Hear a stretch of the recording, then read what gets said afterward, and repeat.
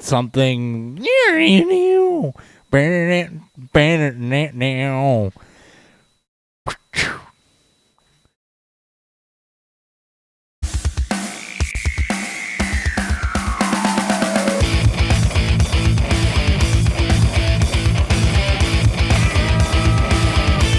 I was one bar too long there. Yeah, you were.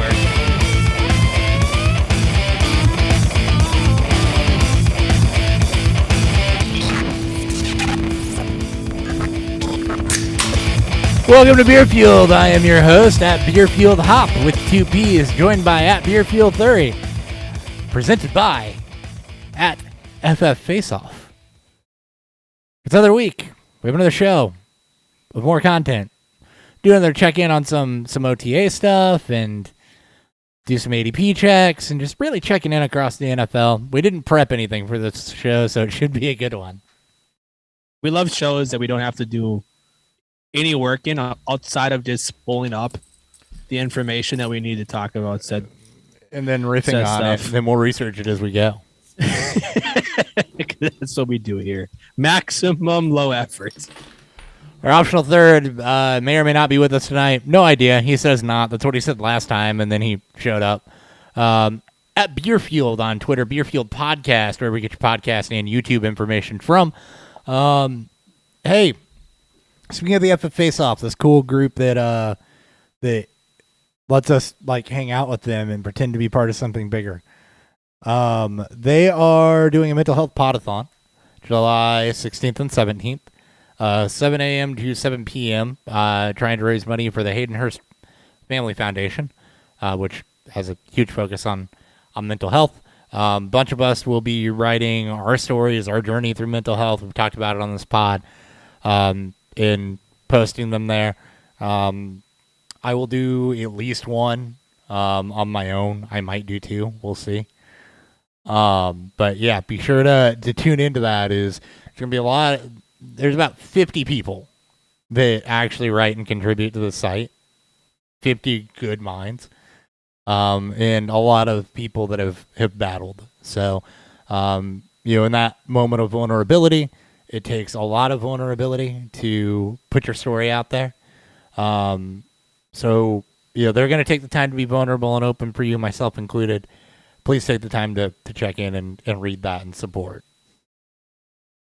Absolutely. It's important that we continue to make talking about mental health important and just highlighting the struggles and all the experiences that people have gone through as we destroy the stigma that is mental health and all the negative stuff that comes from it, especially as men who for many years were told to keep that shit inside, and we constantly see the negative effects of it and just the looming effects, especially when you combine that with other, substances and abuse and just, the type of environment that, that we can be in. So it's good to hear these thoughts and these tellings and these confessions from our wonderful, crew of writers and, and the like, and all the millions of people who continue to share their stories every day.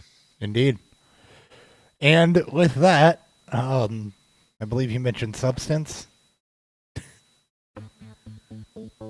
What's fueling Beer Fueled?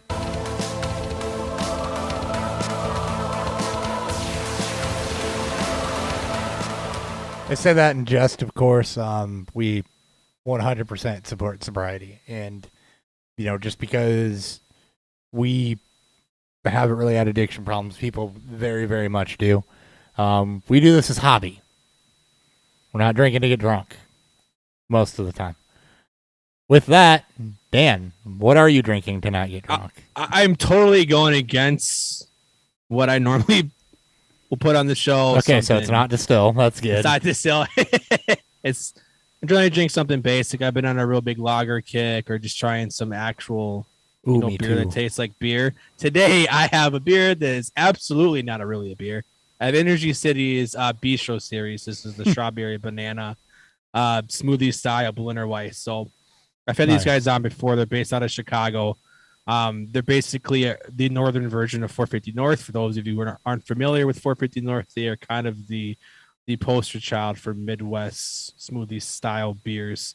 I'll always give my support to Energy City because we have gotten to 450 North into distribution, and it's too fucking expensive.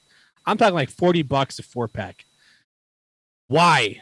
But anyways, again, cool experience, but really expensive. Yes. Yeah, it's good stuff. But again, this is beer that isn't really beer.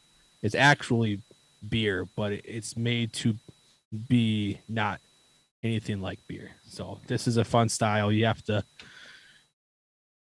every now and then you got to appreciate some of the some of the crazy conjections that these people put together. So absolutely, that's what I'm drinking. All right. And for me, I'm going something a little bit more widespread. An expression that I hadn't seen from these guys yet, but I do know they distribute across the country, and a lot of times they're doing a bunch of regionalized stuff. So, holy God, she thick. Yeah, that's what I just saw him. If you're not on YouTube, Dan just took a drink of that beer, and I saw it in his glass. It looks like a freaking smoothie. It is thick. This is the Najee Harris beer. It bulked up 14 pounds for no reason. Yeah, right. All right, I have New Belgium's 1554. 1554 is a English dark lager, or dark ale. Sorry, brewed with spice. So it's dark ale with added spice too. So it's between 45 and 50 degrees. That is a actual good point to bring up. We try to educate on this show too. One point of education is that with darker beers and a lot of European beers, the idea is not to drink them ice cold. Actually, scientifically, one of the worst things you can do to a beer is pour it into a frosted mug. A lot of them are, served in the 36 to 38 degree range and are designed to be drank in the, 40 to 50 degree range. So cool, but not ice cold. Obviously, refreshing lagers a little bit different. American lagers are the one exception to ice cold because they don't have any flavor anyway. That's so true. But anyway, catching strays there. They describe it as a surprisingly bright taste and a dry, chocolatey finish. One evocative of dark brews enjoyed in Belgian taverns 500 years ago. I don't know if Belgian taverns 500 years ago were using spices, but I'd imagine they're using some of these greens and everything. So, full review about halfway through the show. Again, New Belgium's 1554. This should be available pretty much across the country. So, I got to ask, because I had a beer today that was served into a glass that just came out of a freezer? A cleaner. No, cleaner. Not warm. a freezer, but a warmer. Yeah. It was probably like in the 60s. Okay. What kind of beer? Yeah. That was just a hazy. It was one of mine. Okay. It drank fine. Right. Beer fine. cold, glass warm. I'm just not used to drinking right out of a warm glass. It threw me off. Hazies are not one of them that typically need to be served warmer. Usually warmer is to get grain content out of a beer. More bready, toasty notes show up as it warms up. That's why it's a thing for stouts and porters and darker beers. Usually with hoppier beers, it's not going to matter too much what the temperature is. And that has to do with, I think, can't remember the exact science behind it, so I'm probably going to screw this up, but it has to do with I believe the proteins and the way that the fatty acids show themselves, and most of that is coming from your grain, not your hop profile.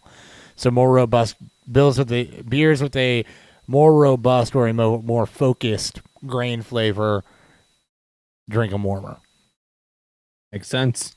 All right, cool. Now that that's out of the way, we've educated on this show. Thanks for tuning in. We're done.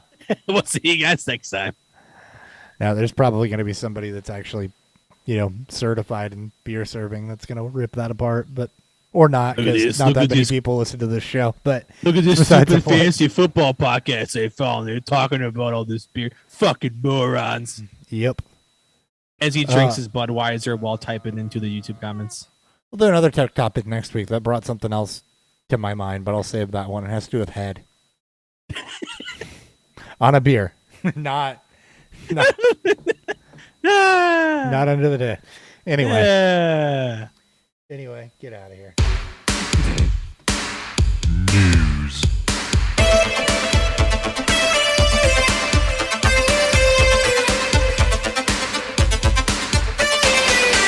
Hey, Dan. Yeah. Can you hold your beer up again? She thick, in case you didn't see that earlier, because I never took down the intro graphic on YouTube. Oh my God. I swear to God, we are professionals at this. Should just automate that. I know, like, I literally could time up that intro scene every time for when the music starts to have that graphic drop, but I'm just lazy and I don't. So I do it manually, and sometimes I forget. It happens. So It happens. Anyway, that's the only thing you really needed visuals for was to see Dan's super chunky beer. So there it is. Thick. All right, running through the news. This will include the Coach Speak segment because I took no time to break this up. Starting off with some sad news. Former Bears, Cowboys, and Minnesota running back Marion Barber found dead in Frisco, Texas on Wednesday, 39 years old, found by Frisco police in his apartment. Barber notably had suffered from mental health issues. No cause of death listed. Some of my earliest memories of actually playing fantasy and following the NFL strongly involve Marion Barber. It's so sad. I mean, he's a gopher great. I think that's where the Minnesota part comes from. I don't think he ever played for the Vikings. It was just, from watching him, with the Gophers to him watching him in Dallas and the highlight plays that we all know and love. He still has arguably the greatest 2-yard run that anyone has ever seen. It's just sad. And again, it just, ties into the mental health conversations that we continuously talk about. So indeed. Chase Claypool says he wants to be more versatile in 2022, buying it or selling that. I mean, he's pretty versatile as is, unless he's going to play like cornerback or safety. I'm not sure how Claypool gets that much more versatile because he is used in a lot of ways. Yeah, there's no reason to move him in, inside because Pat Freiermuth, if you want to add a second tight end, I guess do that. But I think for him, his breakout game, I think 2 years ago, we got to see him used in the screen game a lot more. So, it depends how they want to line up the three receivers. If they want to work, Pickens inside, if they want to move Claypool inside, I would prefer them to play, Pickens inside. I think would be the best case, and just let you put Claypool inside though. You got to. There was a lot of talk coming out about him moving to tight end. You put Claypool inside, you've got a big ass mismatch there. And if he had moved to tight end, he'd be playing those slot snaps anyway. Yeah, I mean there is a lot of there's a lot of things they can do with him in those spots. I'm very interested to see how Pittsburgh lines up their main three. I think a lot of people may look at DeAndre Johnson moving inside, but he's so good as a, as your main flanker receiver that they have Claypool and Pickens who can kind of play the same role. Obviously, Claypool's got the size over him, but if they want to use them in that, I won't say the Debo way because he's not going to get handoffs, but if they really want to use them in a very unique way, moving them inside a bunch too and letting them kind of use this athleticism and size and mismatches, it's not going to hurt anybody. Well, and I want to dissect that a little bit, though, because he's not going to get handoffs, and I think for me that comes down to why not? If he's going to be more versatile, they're going to have to find different ways without been there. He runs a 4.42 240. He's got a 131.9 burst score. He's hyper athletic, and he's one of the few guys that actually has the size to play that Debo role. He's taller than Debo at 6'4", but 238. I mean, they're very, very similarly built, and he doesn't lack the athleticism. There's no reason Chase Claypool can't play a Debo role. It won't be the same. I mean, there's no reason to ever give a 6'4", player an actual handoff. But if you want to use them in that, in wide receiver screens or have him run shallow routes, be a little more creative with his actual route tree and just want to put the football in his hands. If we knew that that Mike Tomlin and his OCs throughout the past wanted to use They his won't wide get that receivers cute, like this. but yeah. Yeah, I mean it hasn't been that way since the Bill Crowder days at Antoine Randall L. Mm-hmm. And that's because he had a history behind it, dating back to college. So, Claypool, I mean, I guess it'd be great, but I'm assuming he is going to be what he's been over the last 2 years. And that's an outside threat and a red zone threat. He has taken some handoffs. It's not a high number in comparison to like Debo, but it is a higher number for a receiver, 24 over the last 2 years. So it's not that they don't hand it off to him. That ticks up to maybe 2 or 3 a game. It's better, I guess.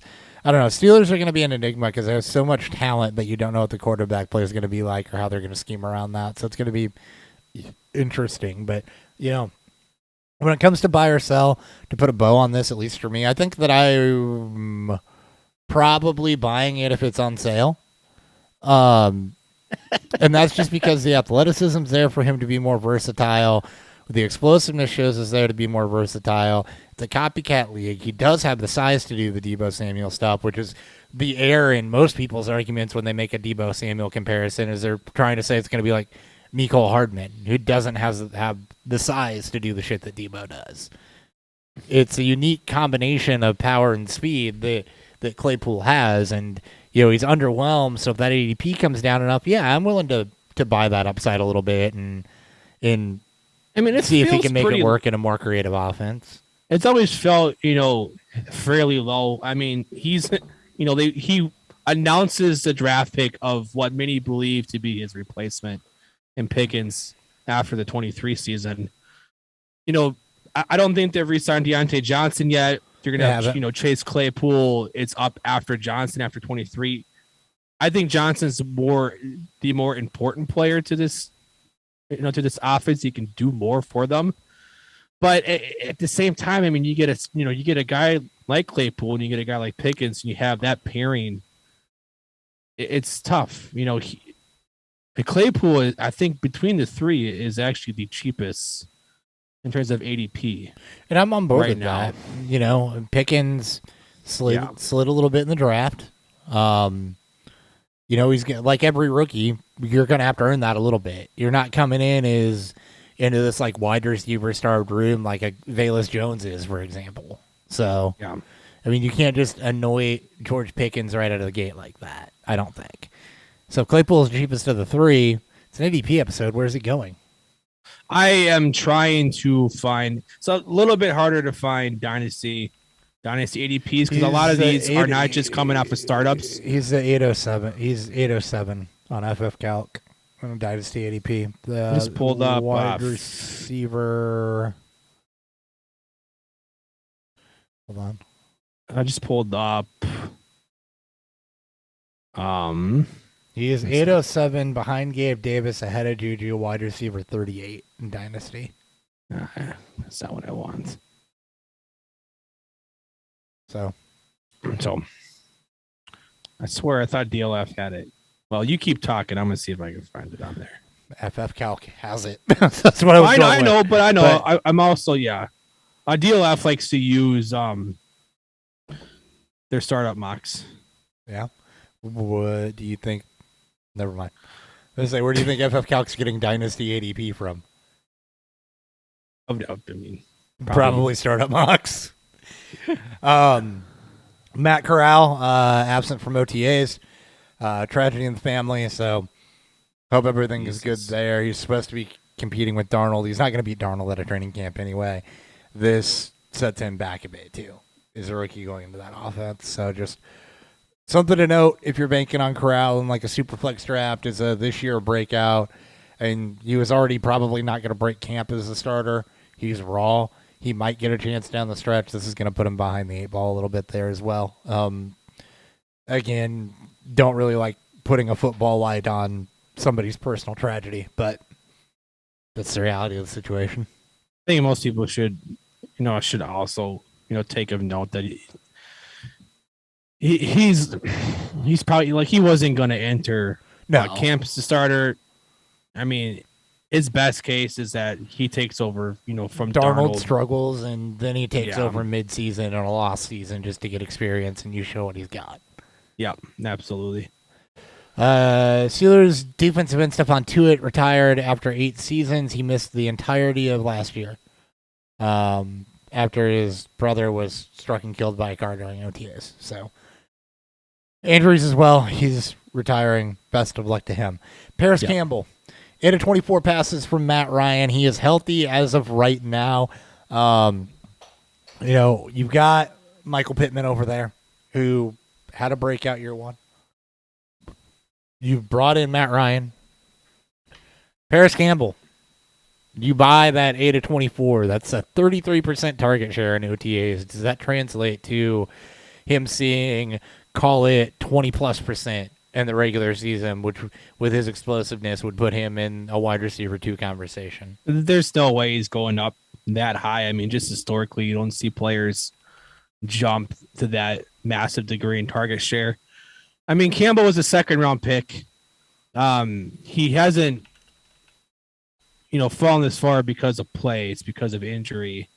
There's always a chance, but you have multiple quarterback changes, OC change. You've seen multiple wide receivers take it in the first 3 rounds. He's now seen 2 day 2 picks be drafted since him. Yep. It's very much if he earns a role, it's likely going to be a slot gadget play. That's kind of what they've used as him since.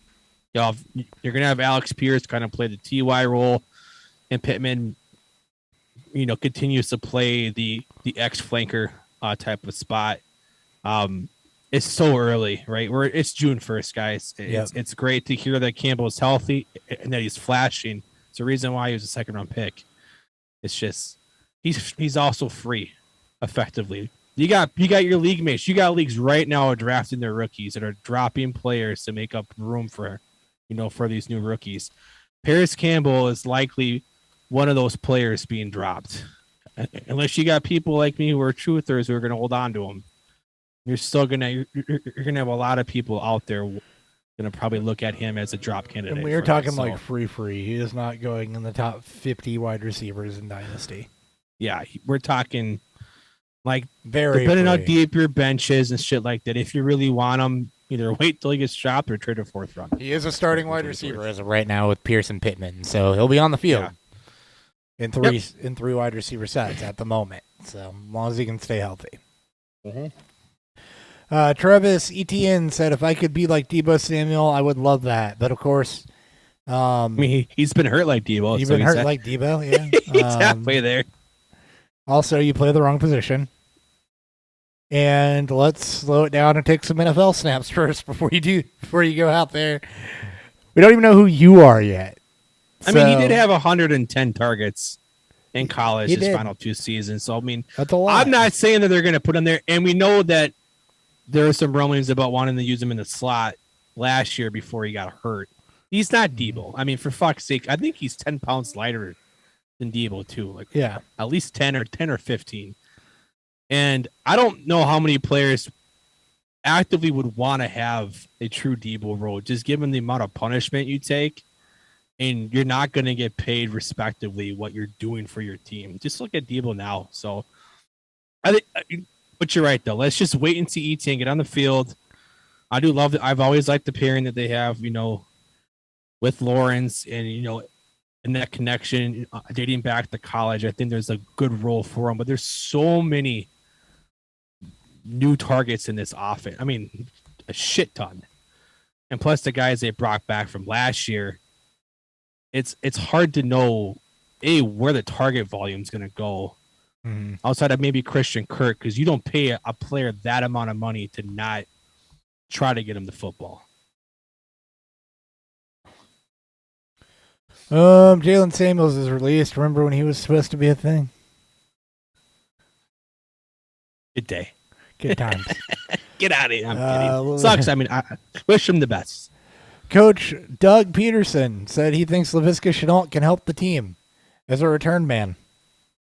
Someone pointed out the Cordell Patterson comparison, which is fucking beautiful. That actually been because pretty good because Patterson. He's going the Patterson route right now. Patterson had a super slow start and was considered by many to be a bust, and then he's had flashes of brilliance between running back and wide receivers. So you just got to find that role for him. He's got the same size as Patterson. He's probably a better developed receiver when he came out, because Patterson, if people don't remember, was insanely raw. Like, he was all athleticism. That's the only reason why he got drafted when he did. And he found his niche. And if he can get the same thing from Chenault, be good. Rashad Penny back at practice. Deshaun Watson, 23rd woman, came forward. Let's see.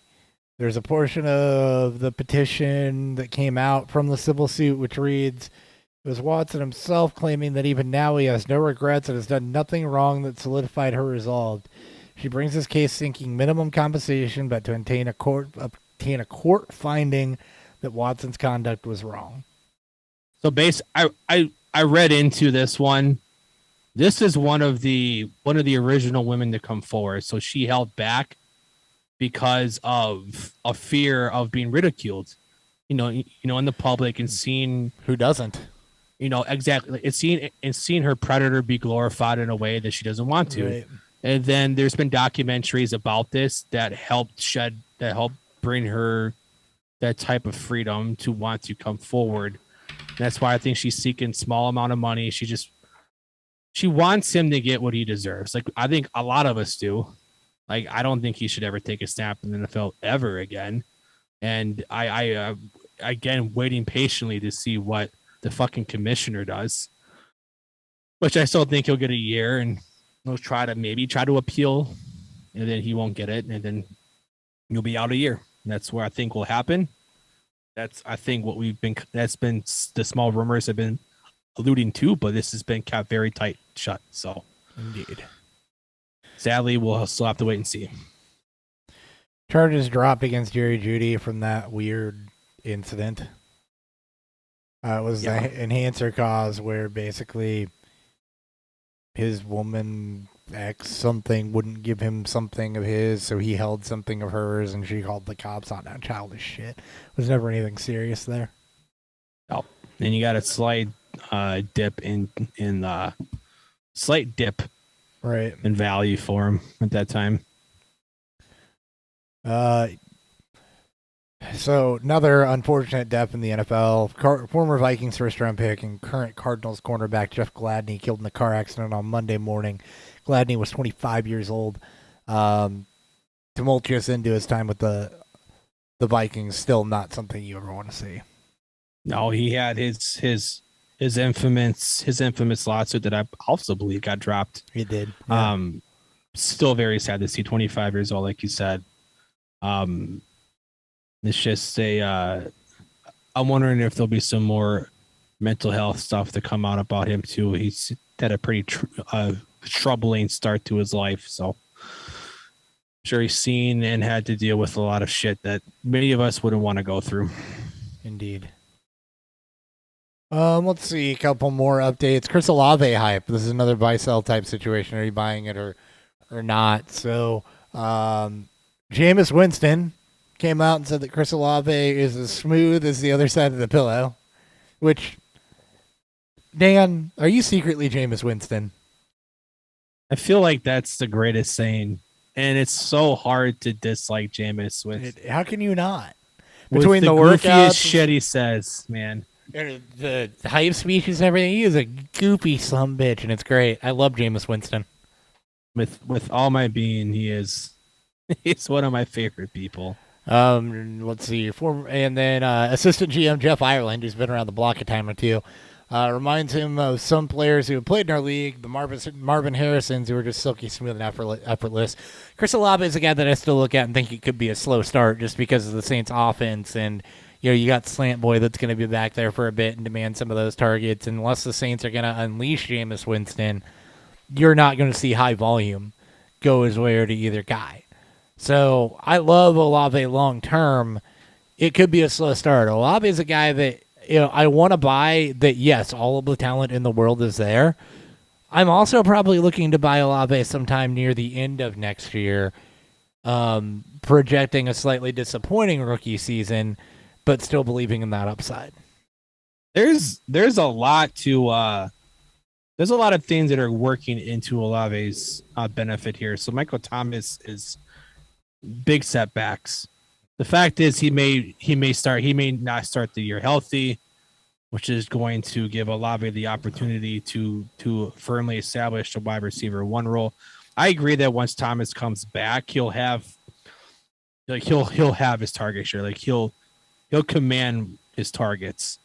But with Jarvis Landry there, I don't think Olave is going to play inside, which is going to free up his route trees, which is going to free up kind of the more high valued big plays that that a guy on the outside can get.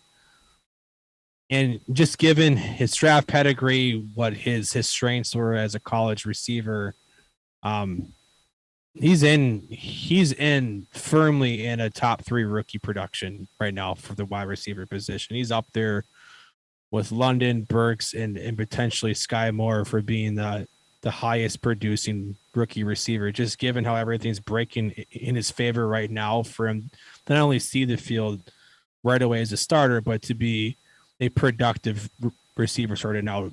Praise from Winston, praise from the coaching staff. It's only a good thing. And this continues to remain true throughout the rest of OTAs into training camp and into the preseason. It's only going to go up from there, and you're going to see his value skyrocket. So, I mean, if you're not an Olave truther, you can have a sell window right now. Yeah, kind of. You kind of do. But I would wait because I think he's going to start off the year, especially if Thomas isn't healthy. I think he's going to be the one that's going to start off pretty hot from the rookie position. Yeah, we'll pay some close attention to that as it gets closer on what's going on with Michael Thomas and where that situation's at. Yeah. Let's see. No limitations for Traylon Burks. Just going through some injury updates here, which not a lot to be concerned about right now with some of those guys. Baker Mayfield, things coming out about that. David Njoku, 4-year, $56.8 million contract extension. Tight ends are getting paid this offseason. I mean, a lot of money came up free, from the TV deal and from the non-COVID season. It's a matter of time. He is. I despite my disgrunts for Watson, this offense in Cleveland, it should be a hell of a lot better. We hope the scheme will change. Then with them moving from Mayfield to Watson, I don't know if Njoku is going to pay off this year, depending on what suspension Watson gets. Because let's be honest, Brissett isn't shit. But he's a buy. I mean, he got paid. He's got his second contract. He's still very young, and he was a very raw prospect coming out that had to battle his own injuries and has learned his own way through trying to transition from a college tight end to a pro tight end. So, and Njoku's got to be up on that list. I don't know if he'll be a top 3 or 5 tight end ever in Dynasty, but he's got easily top 7 upside. It's always going to be the upside you're chasing. Just can't quit. It's hard to do. It's his profile is so fun, but yeah, we'll see. Christian Kirk is quarterback friendly. Yeah. He's smart, apparently. I don't know. I don't know what that means. I don't know. Yeah, that's cool. Yay for you, I guess. Jameis Winston's trending well in his recovery. Did almost everything at OTAs. He did say he had a noticeable limp, but he's coming off of an ACL tear, and it's June. So, talk to me in 2 months, see if the limp's still there. He's probably still some mobility things being worked out, if I had to guess. Yeah, same here. Not too worried about it right now. Michael Thomas not ready to return to the field, but he is apparently doing well in his rehab. So, not too many concerning flags there, other than he's not on the field yet. Jeremy McNichols to the Falcons. Fucking won't die. like, that's why I want to be one of the widest backfields out there. I'm just saying. This is like chasing. It's so ugly. That Atlanta backfield is so fucking gross right now. It is pretty gross. Oh, Jesus. Tyler Algier's not bad, though. All right, cool. That's the end of that segment. So, all right, we're gonna get into, and yeah, we're gonna do that now. Okay, we're gonna get into his ADP. We're gonna look at Dynasty ADP, just kind of walk it. If there's anything surprising, kind of go round by round. We'll play it by time. We'll go round by round and just kind of talk about if there's anything we see surprising, whether it's too high or too low. Dug up 2 old drops to this one because why make new drops? Because you change the format. That just takes extra work. Ooh, that's old. I represent the rent is too damn high party. Okay. I don't even remember that drop at all. Oh, God, we're getting copyright claim. There's no way that's not getting a copyright claim. I missed it. What was it? I'll do it again, just to make sure it actually happens.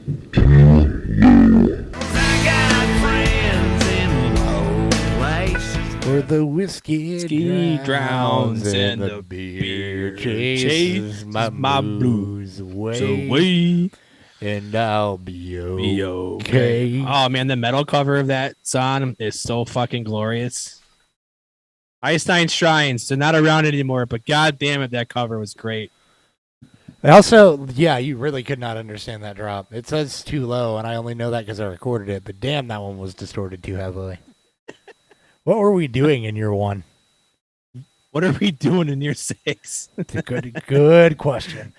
All right. First round, just gonna work through this. We'll go position by position, talk about some guys if anything comes up. 101 off the board is Jonathan Taylor. 102 is a virtual tie between Justin Jefferson and Jamar Chase. Then you have Najee Harris, Javonte Williams at the 107. All right, I'm gonna pause there. That's the first one that jumps out. Like Najee Harris at the 104 for volume. Okay, fine. Jonathan Taylor, clearly probably the best back in the league right now and the most reliable. Javonte Williams is still in a split backfield, and while he looked good in year 1, he wasn't like elite. He's younger, sure, but I mean, for him to be going, so he's basically 5-7 spots ahead of Breece Hall, 6 ahead of Joe Mixon, and 5 ahead of Austin Eckler. Where's DeAndre Swift on? I don't see Swift on here. He must not have been. Hold on, let me pull up positions. This is there's been 60 for a draft. So for those wondering, we're using FF Calc's ADP. 64 drafts have happened over the last 2 weeks. So these aren't the greatest of knowings. Dynasty ADP is still very tough to get right now because it's all based on startups and not a lot of companies are doing startup mock drafts right now. So, bear with us with this. Where the hell is DeAndre Swift? He's not even in here. He must not have been drafted enough because you look at the times drafted are all over the place. So, yeah, it's going to be tough, but you can really go off of just what we've been seeing. Javonte Williams, this really speaks to just how difficult, like how much the running back, like the top of it is starting to fall off. Like your 2016 and 17 backs, the 17 drafts historically strong, for the running back position. 18 has been a big disappointment, with what happened with Geis, Michelle, Penny, and then, Barkley in his own right. Yeah. Chubb never really, got to shed his first and second down grinder detail because he's always been paired with a running back that can catch passes with him. So you get 19, which was a bad class. 2020 is outside of Jonathan Taylor and Swift in his own right. It's gone off to a very slow start. Yeah. With how strong that was supposed to be. So we're starting to see the ripple effect of that, of a split back for running back with a lot of truther status to him. We've gotten this high. I'm going to pull up KTC. So for those of you who don't know what KTC is, it's the closest crowdsourcing that we have for fantasy football. They don't really do ADP, but they do rankings based off of the people that join the site, or not join the site, but that just click on the site. It won't give us where they're being drafted, but we can kind of get an idea of who's how around. they're being ranked, and we can kind of get an idea of what around there, they're probably going in, and we can kind of go off that. So I'm gonna pull that up real quick. Okay. Looking at regular ADP, which has 2,000 drafts, just regular PPR ADP, it makes a little bit more sense. He's going at the 112 behind guys like Kamara and Chubb and McCaffrey and Cook and, more of your expected people, I guess. So. Sorry. Yeah. I mean, that's it's not knowing Swift would be right around that range, but it like that tier 2 of running backs is, in my opinion, is very clumped. And it's going to feel like it's going to feel like you're paying a premium drafting some of those guys in the middle of the first round. Yeah. Because there's a lot more question marks around them instead of guys like, CeeDee Lamb, A.J. Brown, Cooper Kupp is another wide receiver that's up here in these rankings. So, or these ADP results. Yeah, Kupp's probably his age is what I think has scared a little people off. Yeah. But man, like he's in one of the most like he's arguably in the best spot given his skill set. Like there isn't a coach that schemes a player, I think perfectly, especially a wide receiver, perfectly as McVay does for Kupp. And then you just add in a better version of Jared Goff, and you get what we got from Kupp last year, and that should remain the same. I mean, he plays as the inside guy. He's not a great wide receiver against man, but he's arguably the best receiver in the league, and maybe over the last 10 years against zone coverage, which is what you're going to see a lot coming out of the slot. And he's a good route runner. And he's a fantastic route runner. Kind of carry him another 4 to 5 years, so at least. And he should be tied to Stafford and McVay for about that long, too. Yeah. Yep. So, it'll come off, but you still got a couple of years of Cooper Kupp being decent, I think. CeeDee Lamb, A.J. Brown, good with both of those. Austin Eckler at the 112. Makes sense to me. Saw some people, though, that were just looking at Twitter and some of the court of public opinion. I mean, I was scrolling through there today, and there's a ton of Austin Eckler hype, though, going into this year, particularly with redraft and how high people are willing to take him. Well, I mean, he's in a perfect spot to smash this year. So, but what's changed that much from last year? I mean, he's going over Dalvin Cook. I mean, that's probably based off of preference. I mean, basically, Eckler is the CMC light, but he's on a better offense, more scoring opportunities. He's going as the RB3, looking at the 2,600 regular mock drafts. Yeah. Behind Taylor and Henry. Henry 102 coming off of a foot injury. Ahead of Najee Harris, Dalvin Cook, and then, McCaffrey and Chubb. At the 104. Yeah, it's a guy that he catches passes. He's the only running back that have, I think I saw it was Josh Harker that posted only one running back in the NFL. There's been 2 8+ touchdown receiving seasons from running backs. They both have been by Austin Eckler. I think that the hype is built around the fact that because of his involvement in the passing game, high prolific passing offense with a insulated role with very little competition for touches. I mean, he's not going to be a volume player for carries. Doesn't have the size for that. He doesn't want that. He's came out and said he doesn't want that. So we're going to get all the high value, all the high value touches. So that's where I think that this just feels ugly because, reading through those names, let me just look at that again real quick. So let's read through these names. This is why running back feels ugly to me. Jonathan Taylor, perfectly good with that one at the 101. Derrick Henry, big back coming off a foot injury, older back too, riding him into the ground, coming off of a foot injury. He's the 102 right now in redraft ADP. Yeah. Oof. I don't know. That's so wrong in so many levels. Austin Eckler, Najee Harris. Austin Eckler, again, you mentioned all the pass catching upside and the fact that, not really anybody backing him up. Where you at, Isaiah Spiller Truthers? Can't have it both ways. Look, Austin Eckler is not a model for health. But Najee Harris, all the volume in the world, right?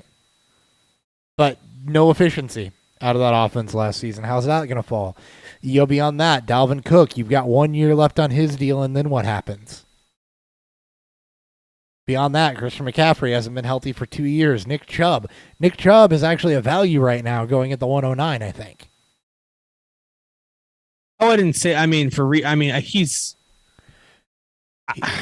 I think that he has less question marks than some of those guys I just listed ahead of him. I mean, I don't know. I tend to value pass catching upside more than anything. And for Dynasty, hold on. I don't even think he's been re-signed. Probably either. God damn it. Fucking positions. So, I mean, it's no, he has not. No, he has. He got re-signed last year. 3-year deal. Yeah, so he does have his insulated value. Also getting up there in age, and I'm trying to figure out a reason why he's that low. For redraft, it's because I think it's generally because he just lacks the pass catching work, and it's just the ages, for running backs. And there's a lot of popularity with the running backs coming out, in the future, and the Browns wanting to commit to a receiving back for him. It just kind of caps the ultra upside. We haven't even talked about McCaffrey yet, who I would take over everybody in redraft this year. Dynasty, obviously not. I'd still take Taylor Swift easily ahead of him, and probably more so just given his history of usage as well. But he's got to be healthy though. He hasn't been healthy for 2 years. That's what's scaring people off of CMC. And I'm fine with that because it feels like every year half the running backs get hurt anyway. So I'm taking I'm shooting my shot on the running back with the highest upside in the NFL. Yeah, that's McCaffrey every year. No problem with me. Let's see. Let me pull PPR here real quick. But for Dynasty, obviously, it's different. Guess Austin Eckler did finish as the RB2 last year. I mean, he's got the offense by 45 points. He was clearly the RB2. Yeah, and it's just for him. I think it's his contract. For Dynasty wise, I think a lot of people are looking at. I think he's a free agent after this year, and he's 27 years old right now. He'll be 20. He just turned 27, so it'll be. He'll have a role. Who knows? I think he's still going to be a value for the next couple of years at the very least. That offense is going to be too good for him not to have value to him. All right, next, second round. Running through that real quick. Joe Mixon, it's a 201. Finished as the RB5. Offense has shown a lot more explosiveness. I have no gripes about that. No. Breece Hall, it's a 202. I am perfectly fine with that given the upside and the Jonathan Taylor profile. That could easily pay dividends at higher than that if he has a good season. Again, this just speaks to the lack of. This just speaks to now the low spot we're in for running backs. Then you end up with Devontae Adams, which team change. Gets paid. I still expect so much volume from him. Downgrade at quarterback, downgrade in offense. I mean, but you look at who's behind him and Deebo Samuel, injury concerns. League will adjust to how he's been used, right? Does he stay as efficient as he's been? Tyreek Hill behind that, new offense with a quarterback that has deep ball questions, and then Stephon Diggs going 5 spots later. It's hard to. I mean, it's kind of in the same spot for running backs, not as dire, but Adams. I think people are still banking off of the high volume. He's paired with his college quarterback. I don't really fucking care. That was a long time ago. But he's gonna have to. He's got a lot more target competition with Darren Waller, with Hunter Renfrow. Mm-hmm. And like you said, you go from arguably the most efficient quarterback of all time to Derek Carr. Yeah. No, the benefit is he plays in arguably the best scoring offense or the best scoring division in football. He does. So a lot of potential shootouts where he may not get the target share that he got in Green Bay, but he also get the volume. Mm-hmm. That's the redraft. That's the only argument I think for a redraft why he should be drafted as high as he is. By dynasty, he's 29 years old. Will be 30 years old at this point next year. He also hasn't been the perfect model of health. And the unknown future of Derek Carr in LA. Adams has been a sell for a while. He started off as a sell, especially when he left for the Raiders. Obviously great for win now teams this year, especially, but the wheels could fall off at any point and he could take a nosedive just given the uncertainty moving forward. I skipped something in the first round. Kyle Pitts is going at the 109. I want to get mad, but like no one rivals him. Mark Andrews is the only one closest, and that feels like a massive drop off from Pitts. I'm just being a positionist, I think, is basically what it comes down to. It's always going to be based on your scoring rules. Yeah, I have to start one tight end, like assuming there's nothing fun going on there. You have to start one tight end, and the tight end volume in receptions may be that of a back end wide receiver one, but there's going to be 2 to 3 elite tight ends. That's been the rule for most years. And then everybody else is going to be clumped together and not provide a lot of positional variance. So you're passing up on guys like A.J. Brown, Cooper Kupp, Devontae Adams, Deebo Samuel, Tyreek Hill, Stephon Diggs, DK Metcalf, Jalen Waddle, Deontay Johnson. Just reading down the list here, not that I agree with all these guys. McLaurin, Pittman, Evans, Moore. There's a lot of depth there, so I get, that's how you can separate your team. I don't know that I would take even a tight end that I project to be elite, which, by the way, has had trouble scoring touchdowns, at least through 1 year. That high above some of those other wide receivers or even some of the backs that have solidified roles, like Austin Eckler, like Joe Mixon, like Breece Hall, like Dalvin Cook, Alvin Kamara, Nick Chubb. It's hard for me to say, take a tight end that high. Because Pitts and Andrews, you'll get there. Everyone else is clumped together. So I think for me, it's his age. What he produced last year was still very much historic. It was first tight end since Jeremy Shockey to go over. Not Jeremy Shockey, was it Mike Ditka to go over 1,000 yards? No, it was Jeremy Shockey's rookie season. He just got over 100 yards, and it's 1,000.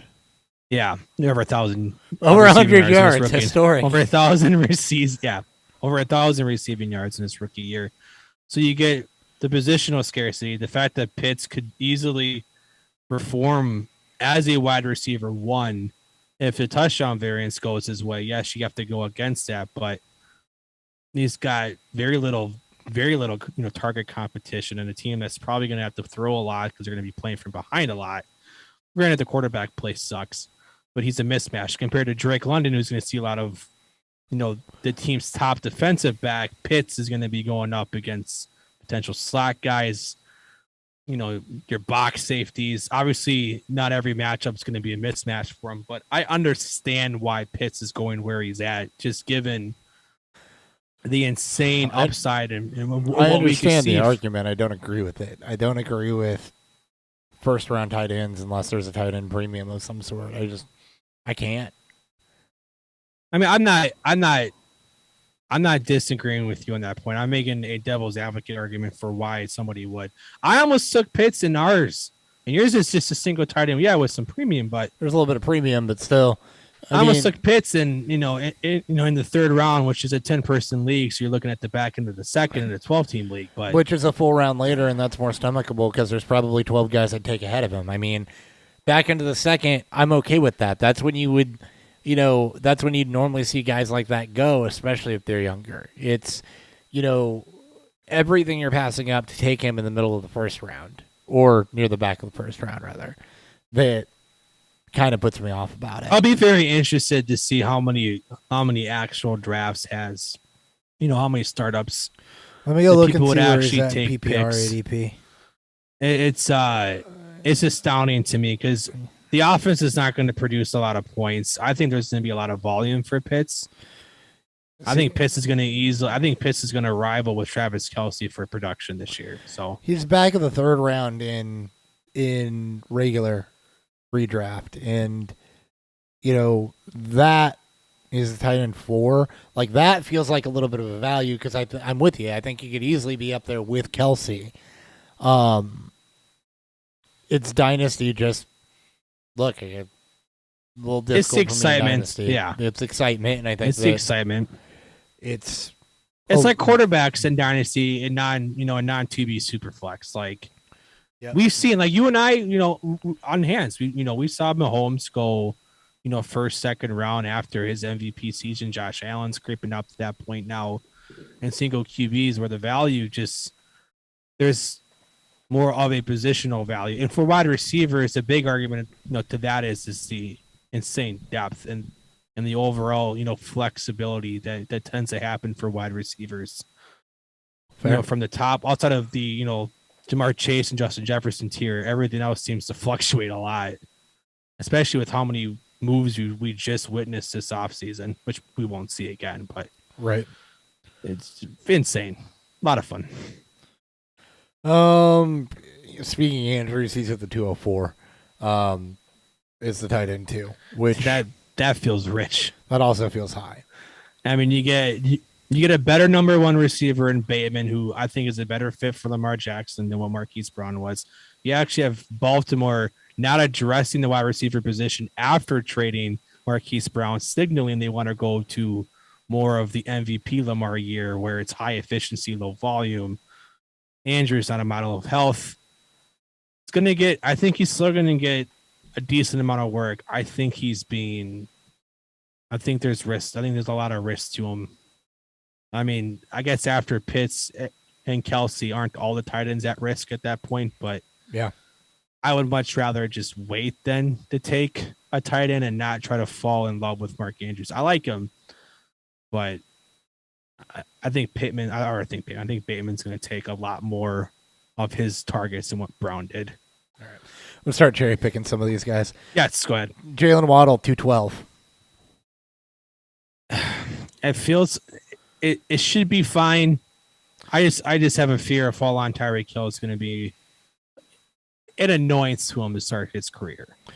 That's all. For me, I feel like I would be more comfortable with Jalen because first off, it's not just the addition of Tyreek Hill. It's the ADOT. It's how it was utilized. It's, the lack of yak with that ADOT. On top of the volume hit, on top of the scheme change, which is going to be more run heavy.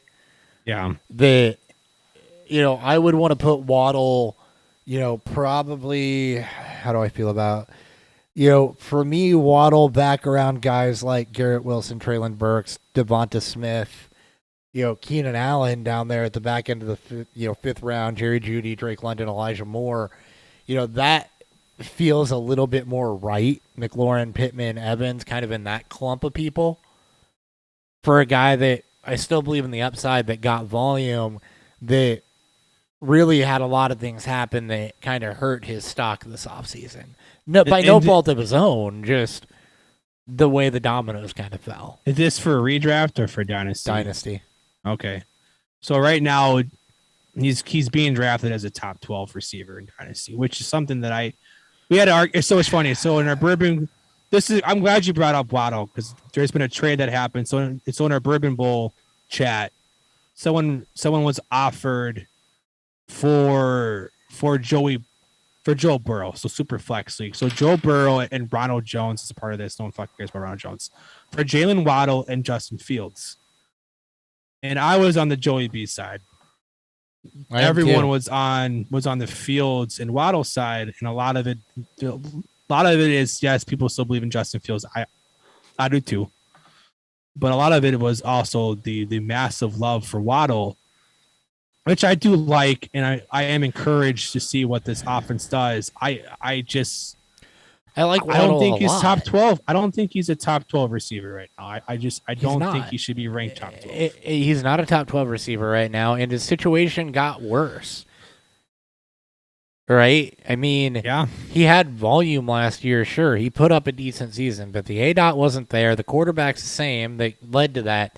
not great ADOT. I mean, I know Tua was hurt for a bit and benched for a bit or whatever, but he wasn't working deep. And then you add Tyreek Hill, you bring in Mike McDaniel, who is going to use the run game. He's a disciple of Shanahan, right? It's a run first OC. He's going to be absolutely. run first OC. So, that to me fades Waddle down into that clump in the 4th, 5th round of, these guys from this year that are future ones. Yeah, and not to mention, Tua hasn't broken out yet. No. Tua may not be on this roster in a couple of years. So then you have, when Hill potentially leaves, drops off, or retires, and Waddle, whatever Waddle does for the next 2 years, may also have a quarterback change. Now, skill set is quarterback friendly because of how he operates and is used right now. But, I mean, there's a lot of concern. I'm still a big fan. I'm going to try to probably trade for him when he hasn't hit his mark this year. You can get him for cheaper. So I still believe in the talent. Still very young. I do too. He was hyper productive as a rookie, which is a great sign for future production. It's just I think the growth is stagnant now for at least the next 2 years. At least.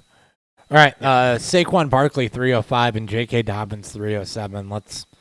I have Gibson's, Antonio Gibson's in there too, but I need to talk about Barkley and Dobbins for 2 different reasons. I think. Yeah, I think Barkley's too low and Dobbins is still too high. Too high. I'm with you. I think Barkley is too low given the talent that he has. He's like Christian McCaffrey, right?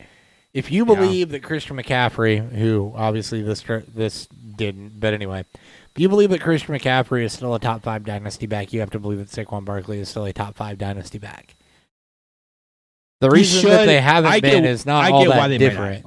It's not all that different, right? They've both basically missed the last 2 years due to injury. I think the biggest difference is that Barkley did not look explosive when he was there. I don't know that you get rookie season Saquon Barkley again, but with the receiving upside, I think it's very reasonable to think that you get sophomore season Saquon Barkley again at some point, especially if the offense improves. And given how thin you are at running back, I don't know why you wouldn't want that pass-catching upside higher than the 3rd round from a dynasty perspective, even if it's a dart throw. I get the why upside's so high. Barkley hasn't reached the McCaffrey levels of production. Should be on a better offense. Brian Dabble. The Giants have made some good moves since.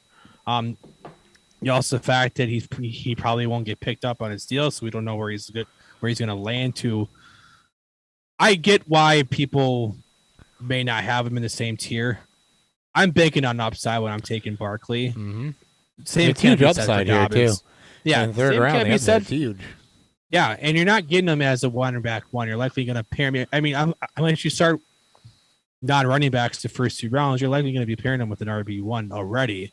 So you lose that a little bit of the downside to that. It's still a premium draft pick for sure, but yeah, Barkley, the sky's the limit. He moves on from the Giants to a more productive offense, like the Chiefs, like the Bills, like the Chargers. When Eckler leaves potentially, there's still a lot of upside to where he may land. But I understand the hesitation. The Dobbins one is the exact opposite. Yes, I think Dobbins is a great running back. He's on a offense that doesn't utilize the running backs in the passing game, and he's coming off of his own injury. I think 3rd round's a bit rich, especially with the influx of running backs that should be coming in. I would rather just not worry about him.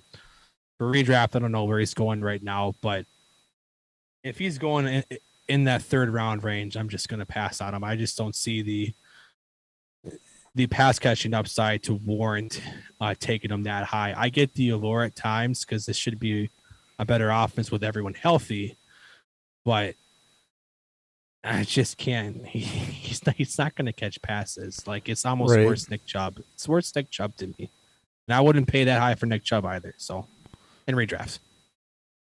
No, I wouldn't either. Dobbins, here's what it comes down to me, right? When we talk about Barkley, at least you have some track record of something.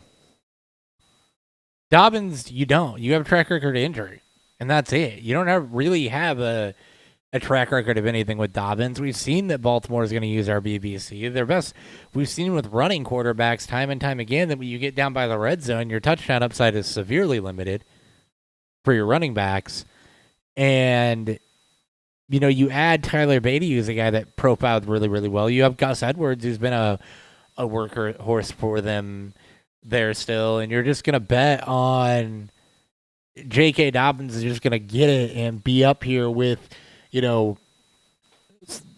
the upside of Saquon Barkley or the guy who's right ahead of Kenneth Walker, who's rookie going to Seattle that everyone believes is super explosive, who's landing in an offense where the other two backs have no track record of staying healthy that's going to lean on the run game, that has a track record of running more than they pass. And not because of the quarterback. So, I don't get him being that high, I guess, at all. Well, just like Walker, there's a lot of Dobbins truthers. I still like him. I think he's a great fit in Baltimore. I think he's going to be fine. He's a very efficient runner. He was, like I said, he's Nick Chubb light. Yeah. He doesn't have the size or the touchdown upside of Nick Chubb, but he's Nick Chubb light. And I get the allure of those backs because running backs, you don't catch passes, especially in today's world. Also, at times, tend to get undervalued because they tend to get looked over for the pass catchers, or I'll just ignore and just go for wide receiver instead. I'll take my running backs in the first round or two and then just punt the position afterwards. But I get it. Yeah. But I'm not there. All right, looking through the rest of us, I think the clump of wide receivers here in the 4th and early 5th round is pretty interesting. It's an eclectic bunch, if you will. Okay. Well, you've got Terry McLaurin, who had a very down year last year because of quarterback play, who upgrades to Carson Wentz, who's on the last year of his deal. You've got Michael Pittman, who's on his 4th quarterback in as many years. I love Pittman. I like Pittman a lot, though. You got Mike Evans, who is up there in age, and after this year, you don't know what's going to happen there. And then you get young with Elijah Moore, Jerry Jeudy, Drake London, Garrett Wilson, Traylon Burks, and then you get old again with Keenan Allen. Very interesting, like you said, because Mike. Yeah, it's quite the mix of. I can't even say it's quite the mix of floor because the way Mike Evans works. Like Keenan Allen is a good mix of floor in with some of these guys, but it's quite an interesting range here of just guys you believe have floor, guys you believe have upside, guys that are on good offenses. I mean, you can spin the narrative, I think, for all of these guys either way. Devonta Smith is right there, too. For all of these guys, either direction. And it's just kind of a murkiness of, I mean, I don't hate any of these guys, and I don't know that other than Drake London, who's got questionable quarterback situations, that I really love any of them either. I mean, it's that collection, like you said, of floor versus upside, age, young versus old. Mike Evans should be lower than the 4th round. His whole thing is tethered to Tampa Bay, really to Tampa Brady. Yeah. Now he gets to start the year off as a lone wide receiver 1 because Godwin's probably not going to be ready by the turn of the season. And Russell Gage is just a guy.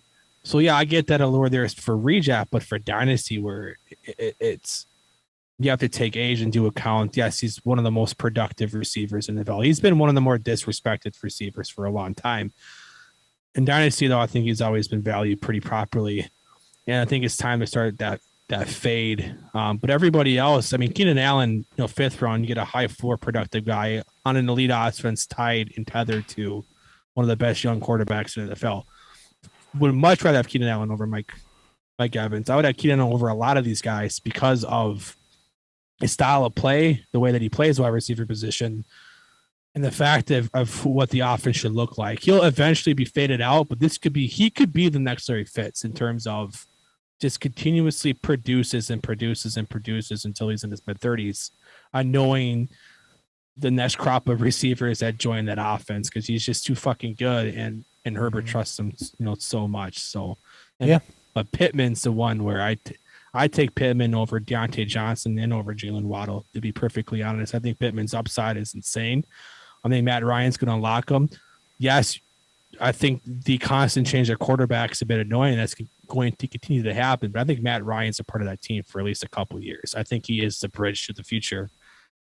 And Pittman's skill set and the way that they want to use him in Indy just fits that range perfectly. I think he's one of the most efficient receivers too. He's very good. He's basically an extra 2 to 3 targets a game from being in that elite tier. That's the only thing that's stopping it right now, is just the fact that he didn't get the target volume last year with Carson Wentz and Let's buy Terry McLaurin, who just picked up Pittman's old quarterback, who also just saw a wide receiver go in the first round to that said team. So I'm off McLaurin.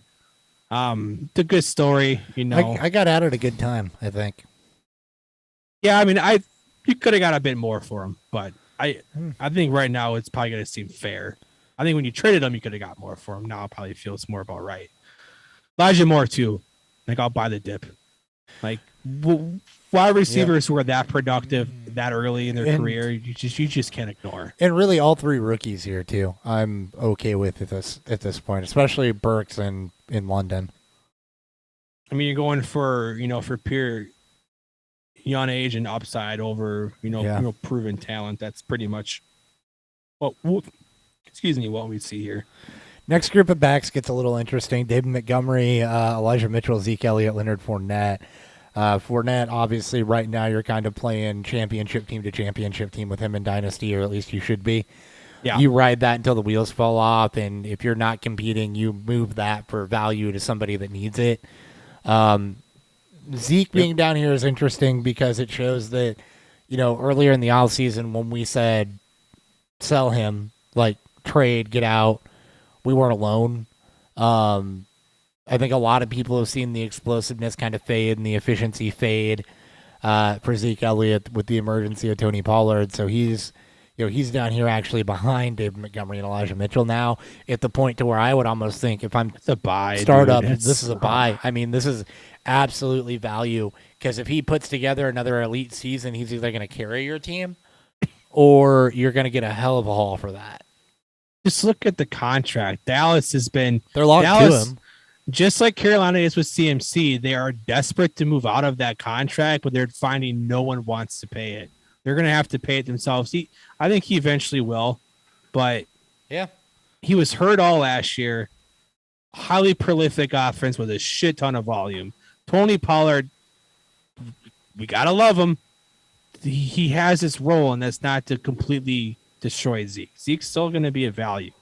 Like, he's been outside of 1 year, outside of this past season, he's been relatively healthy. Yeah, the year before it wasn't him. It was Dak going down that made the offense a little one-dimensional. Oh, yeah, that offense was so fucking bad without Dak. I'm buying the Zeke dip. Like, I think I was pissed when I missed on him on our draft, but I've gotten Zeke a few, in a few of my leagues, he is league-winning upside to him. Right? And that he still does. And that doesn't mean that it's still not a look for your chance to get out. What it means is that the value has fallen far enough to where it is a value again at this point. So, and that will happen, right? You're trying to appropriately rate guys. When the market values them more than you do, you move them. When you value them more than the market does, then you acquire or you draft them at value. This is a value where I would take Zeke.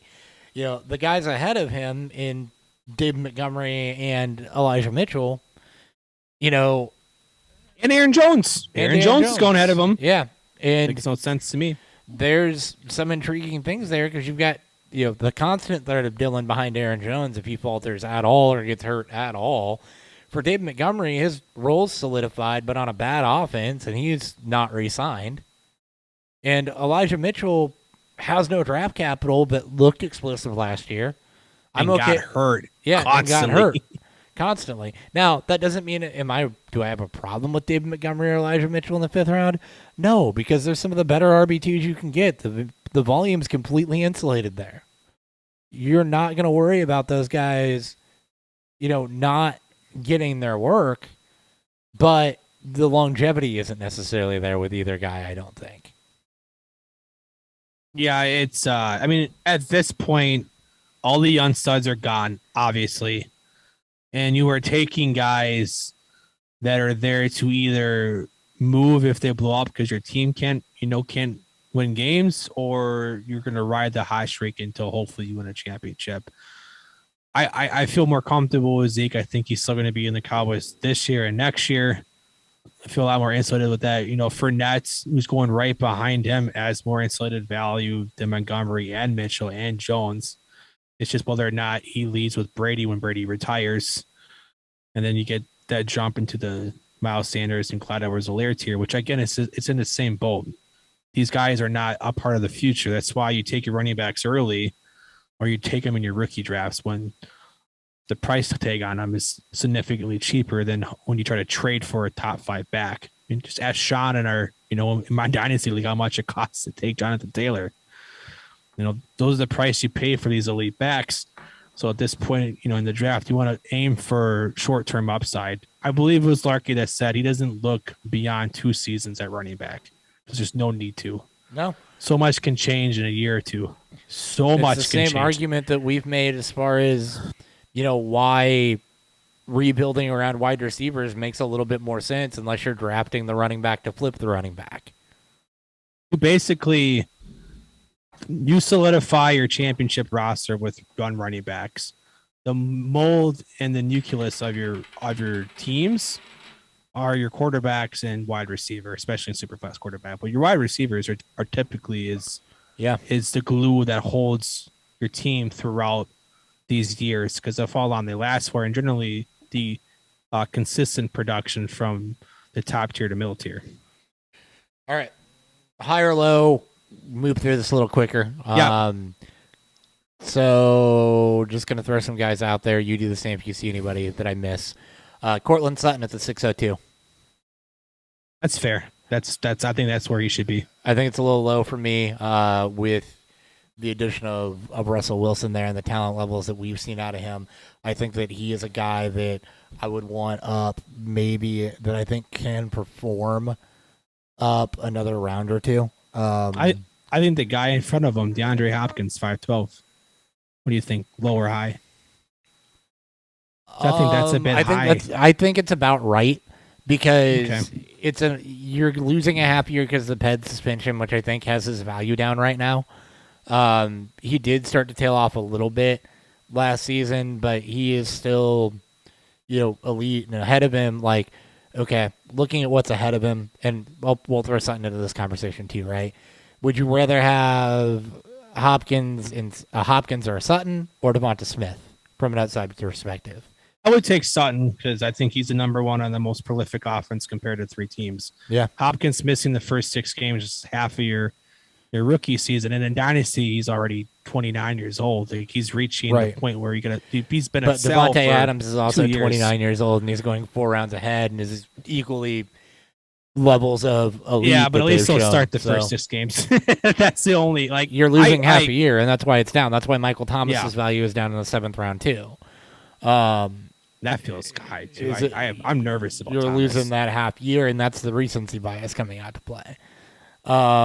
Let's see. TJ Hawkinson, 605. He is behind Waller, Kelsey, Andrews, and Pitts. He should be ahead of Waller. The thing that concerns me with Hawkinson is he just may never reach the level that I think a lot of us want him to. He's had 100-yard game as his career. That was the first game of his career. He's played through now, 3 full seasons. Granted, this is where the breakouts start, and Detroit's on the upward trajectory. But that offense, as it continues to include high-profile talent, combined with with high rookie picks, they just spent the first-round pick of Jameson Williams. You got a lot of production from Amon-Ra St. Brown, and Swift is going to take a lot of targets from that offense too, on a lower-risk volume offense, because I believe Dan Campbell is a run-first coach and coordinator for that. It's probably right because of the position and his age, but he would have been around. I'm a little nervous on Hawk. Nervous. He should be about a round higher up there. I mean, As the offense gets better, you hope that helps it some. But I mean, before he got hurt last year, he was on pace for 80 receptions, 800 yards, and 6 touchdowns. Just some quick rough math, which is Waller. Which is absolutely fine with what you Totally want. fine with that. I don't think he's ever going to reach the Pitts or to where like Kelsey was or the guys like Gronk and them. I just don't think he's ever going to be his team's number one option. But he can easily be that tier 2 at tight end, and he's going to be around for a little bit. I mean, he's 24. I know. Yeah, he's absolutely young. Yeah, there's reasons why. That's why you should be. I got my concerns, but you should be ahead of Waller. Absolutely, completely agree. Waller needs to be complete sell at this point. Hollywood Brown. Raiders are trying to move him. So. Hollywood Brown 609. It feels what it should be. Brown came off of what could be his best season of his career with the Ravens, and he moves to a more prolific offense. But he's valued, I think, properly. It's the flip side of the argument, though, right? Hopkins is out the first 6 games, so Brown comes out and performs those first 6 games at a super high level with his college quarterback, which I do care about that a little bit more because they're not a decade removed from it. You're absolutely right. Then all of a sudden his value skyrockets. So I look at this and I see 2 opportunities. One, a guy that's going to be locked up there with the young quarterback on an offense that likes to throw that can be explosive, but has shown he can be more than that. But also a guy that can come out and absolutely kill it with a bunch of opportunity in the first 6 games of this season, and you can easily flip your return on investment. That's where I'm at. I like Brown. I've always liked Brown, but the dude is 165 pounds soaking wet. Yep. He will never profile and be a number one. He does not have the size or profile of a guy that's going to lead or be top 5 in the league in targets. Yes, he's on a big play offense. Yes, he's on a very high up tempo offense that continues to underperform, and Cliff is not guaranteed to be that coach. So you may see that offensive shifts change, and Murray still hasn't been re-signed, and there's a lot of drama with that to it. No, I do believe that Murray's going to be the quarterback of the future there by all means, but there is Brown. There is a sell chance if your team's not very good to to get out, to get maybe a couple 23 first, or to go after a young guy in this class that maybe profiles better. Brown's going to be a lot of fun for redraft dynasty. I think the price is fine. Guess he should be one of the better number 2s in the NFL. Yep. And then it starts to get a little ugly after this too. Jamison Williams off the ACL there, won't go into that. Darnell Mooney at the 6'11", that feels fair given who he's going around, even though I don't think he's a long-term one there in Chicago. But I think he's right ahead of Amon-Ra St. Brown. He was not a long-term one. Mike Williams, he wasn't a long-term one. Michael Thomas, who's been hurt. I think that's fair for Darnell Mooney right now because these guys are kind of upside 2s, in my opinion. Yeah, I mean, Mooney should. I mean, he's going to be the one this year. He'll be the highest. Yeah, he'll be the one. You'll see the shade. Like, it's just looking beyond this year. He doesn't profile as that guy that's going to consistently be your year in, year out one. He's going to be the one this year on a bad team, and he's going to benefit from that.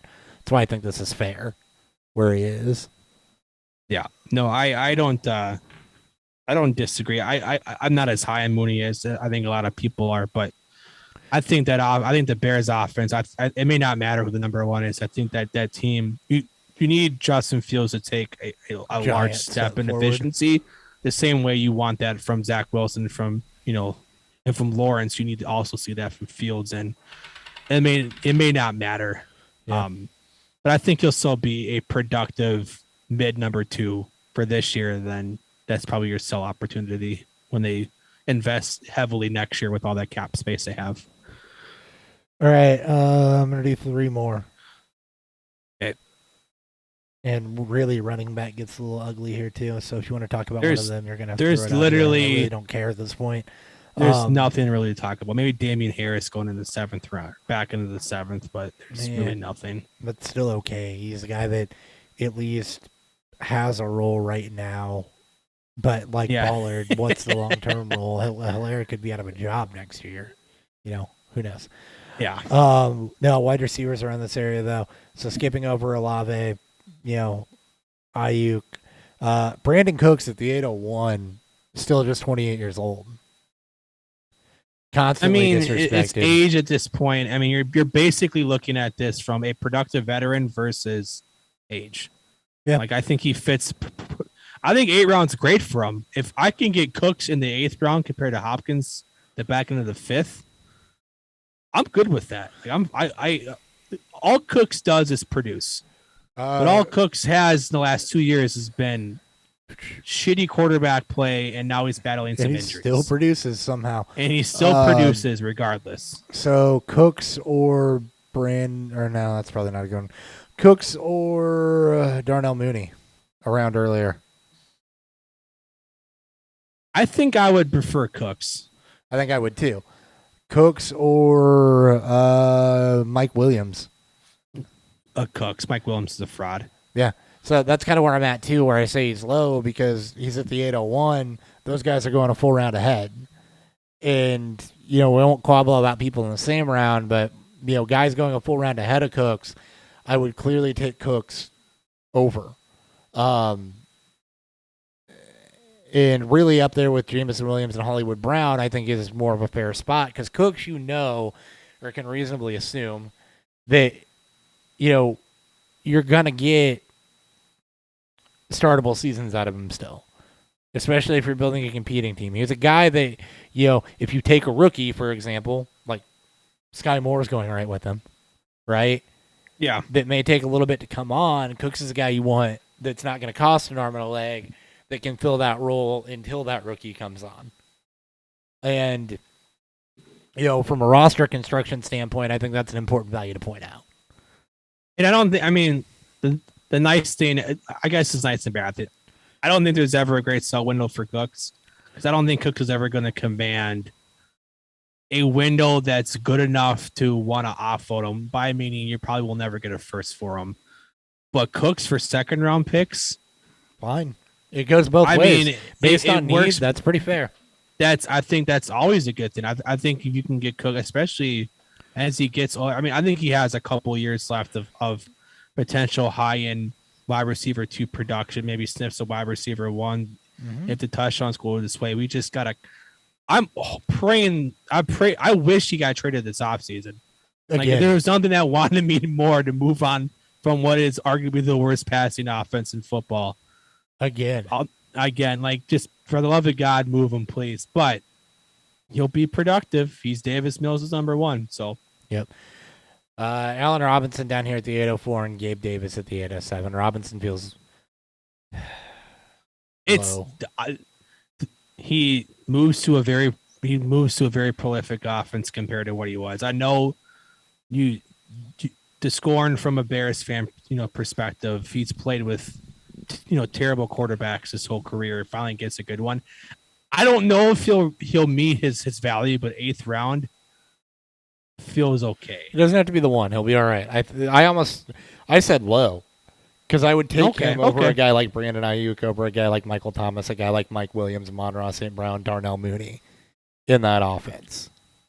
You're right back in there with me. Yeah. Perfect. So I think that it feels low. My problem with Robinson, and again, we don't hate players, we hate ADP, has always been the people that are like, he's a surefire wide receiver 1. Well, no, he's not, and he couldn't be. He showed that he couldn't be the elite tier. And he's not going to be a target hog. But having Cooper Kupp there helps. Having Matt Stafford there helps. And, he should really be up with a guy like Cortland Sutton. For me at this point. Somewhere in between Sutton and Marquise Brown, probably middle of the 6th. Is where I think I like that. I like Allen Robinson here. I still have my concern because the way that he's been used for his entire career doesn't age well. He's up there in age, so he's already struggling with target separation. Thankfully, he gets that aggressive quarterback play, but you still have to take into account that Odell will probably come back. There's a good chance he comes back to this team, and you get back a healthy Akers. Jared Goff and in that Kupp, so offense Kupp. kept 3 wide receivers relevant, though. So I think they, with Cooks, Robert Woods, and Cooper Relevant Kupp. is absolutely So, right. Yeah, and that's what it comes down to is at this point in the 8th round, a guy, you're looking for guys that can be relevant and have some upside. Especially if Odell doesn't sign until he's ready. That early part of the season is going to be big for Robinson. I think he's going to be he's going to definitely be productive this year. You're going to have a nice sell window, I think, at some point this season if you're not a competitive team. Yep. Gabe Davis is he's been the true. I threw this one in here just for fun. It's a good note. It has to be. I think for Dynasty, his value has always been proper. For best ball, it is astronomically too high. He's going as a 5th round pick in best ball, wide receiver like 24. Too low. Like he's going at his ceiling. Like, let's be real here. But I mean, Davis is like he fits the unicorn profile, right? He's on the best offense in football. He should have a chance to carve out that number 2 role, but he's absolutely showing nothing outside of one game. And that's where my concern has always been for him. Historically, these guys never hit. It's all based on, it's for Davis, like to me, it's always been based on gut feeling. I would love to have more Gabe Davis on my team. This fucking cost is too high. And anybody that has them is not moving them because they drafted them and sat on them like they should have. Right. So good luck moving for Davis for a proper value. Because the people that didn't want Davis already moved him after the playoff game. But those that still have him want him. So good luck. Like, he is one of the most untouchable players in fantasy football right now. His startup value is fine. You got him at a good value. Like, your spot was perfect. I think where you got him as wide receiver, like to 44 in the 12th round. Yeah. In the 12th round of a 10 team. So that's 9th round of a 12th team by that point. Like, you got him at a fine spot. Yeah. I'm not like, and for me it's not about just where you take them. And I'm a Gabe Davis guy. So I mean, like, I'm a realistic Gabe Davis guy. I like Gabe Davis. I'm one of them that's been on Gabe Davis for quite a while. It's just everyone else got on now and it's through the roof. And I'm seeing multiple Gabe Davis top 10 threads, and here's why. And some people put together great threads. I understand where he lies in. Who's got to show me something instead of sub 11% target. Like, he doesn't command targets. That's always been my biggest gripe with him. It's fair. And like, he's boom bust because he's got no floor. That he is. All right, we got a beer review, and then that's our show. Hold on. Boom. Gotta find that drop. There it is. Beer review.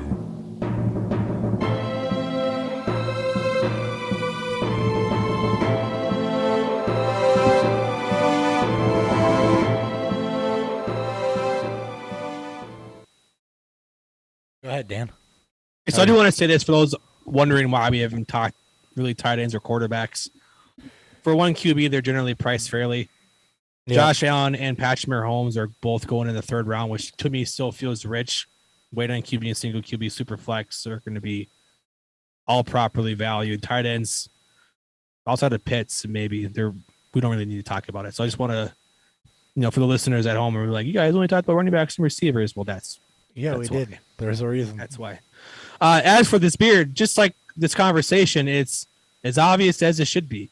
If you buy a smoothie style beer that says strawberry banana milkshake or a strawberry banana smoothie style, and you don't get that, then something really fucking happened badly. This is a perfect representation of the style. We don't need to get too much more into that. There is no actual, like, it's good.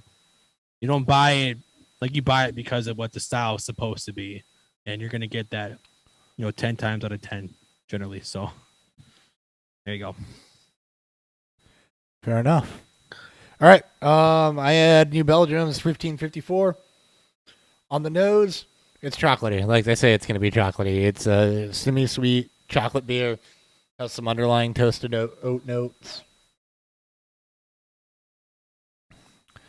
I don't know what they spiced it with, but there definitely is a little bit of spice as you come through it. It's like more aromatic than it is on the palate. rolls through light and crisp. A little bit of caramel comes out to play, not a ton, which you wouldn't expect a ton in an English style dark ale, just because their malts typically are not caramely, they're chocolatey, they're toasty, they're bready. Slight toastiness. It's really like, it's kind of like if you took a porter and put it in a lighter body and made it easier drinking. Not quite as robust, not quite as heavy, but it's, yeah. So, kind of a British brown. It's like combination. It's a lighter porter, but it's a Newcastle with more flavor. I mean, it sounds. I mean, it's really a style good. that I've had in white. I think I've had 1554 though. I think it's been a couple of years. It's been a minute. I think back in my beginnings of beer tastings when I joined Benny's, but yeah, it's been a minute. But I mean, it's a great style for what it is, and yeah. All right, that's our show. Thank you guys very much for tuning in. We will be back next week to talk something or another. Until then, one thing we should have mentioned in the intro and didn't, we spent it talking about mental health and the Mental Health Podathon. Also Pride Month. So, yes, be kind to those around you, support those around you, be an ally. There's too much bullshit in the world to have any hate here. So, we don't tolerate it. We've made it very, very clear. For anybody that's ever pulled up with any bullshit on this show. We don't need that. But again, be supportive, be kind, be an ally, and celebrate. Absolutely. Pride Fest all over the place. A lot of fun. Hell yeah. Okay, we're out. See ya. Bye.